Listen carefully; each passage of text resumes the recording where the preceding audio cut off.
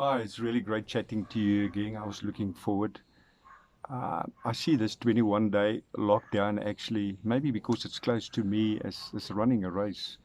And it's a race of 3 laps, and we've done the first lap. And I think we've done well as a nation.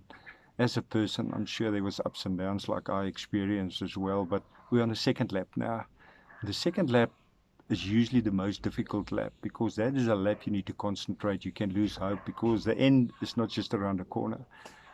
So how can we be at our best this week, this second week we're in now? And what fascinates me actually, and I know it can help you as well because it helps me every day, is the power of our subconscious mind when we want to achieve goals and we want to live our dreams and be the best we can. Can we use our subconscious mind? And I believe times like this, we need to understand the mind and need to understand your mind the most to be at your best, especially the second lap. So what happens actually? If we take the situation we now, we've been bombarded with thousands and thousands of information every day, messages every day. They say we can receive up to 35,000 messages a day. So what happens, your brain can't process at once all this information. So there's a part in your subconscious mind, we call it your reticular activation system, your RAS, and that's a filter of your brain. That's the gatekeeper actually, and that gatekeeper decides what is the important information you will let through to your conscious mind. And those are the important information we need to act on. And you will ask now, how does your subconscious mind or your reticular activation system knows what is the important things he needs to act on? And this is the things you focus most on the day. So every day, if you listen to the news, you read newspapers, all you think is about this virus we're challenging at the moment. And I don't blame you. I'm doing exactly the same. But what happens then? You send a message to your subconscious mind, and specifically that part in your brain. This is the important things to focus on. And what happens, your mind and your subconscious mind will help you and will find ways that those things will come through to you. So if you're worried about something, if you're stressed about something, that reticular activation system will help you that those things and find proof that those things is actually the belief and those things will work for you. So the challenge we've got, can we reframe our mind? Can we think differently this second lap about our challenges we've got? Can we start thinking and have a reason like the following? I'm going through a tough time and it's difficult for me, but I know I cope. I know I'll be better. I know I'll be stronger.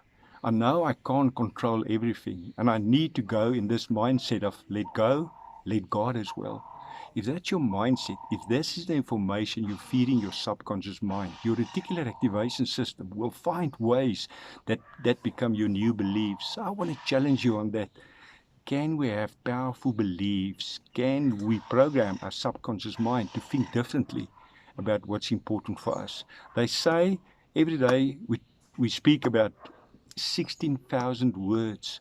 So your words and your thoughts are so important. Reminds me of this great quote actually, and it goes like this: watch your thoughts because your thoughts become your words. Watch your words because your words becomes your actions. Watch your actions because your actions become your habits. Watch your habits because your habits become your values. And watch your values because your values become your destiny. So where does it start? With your words and your thoughts. So this second lap we're racing at the moment, the second lap you're in at the moment, I want to challenge you to be at your best the way you think and the way you talk to people, because those things are going to become your reality.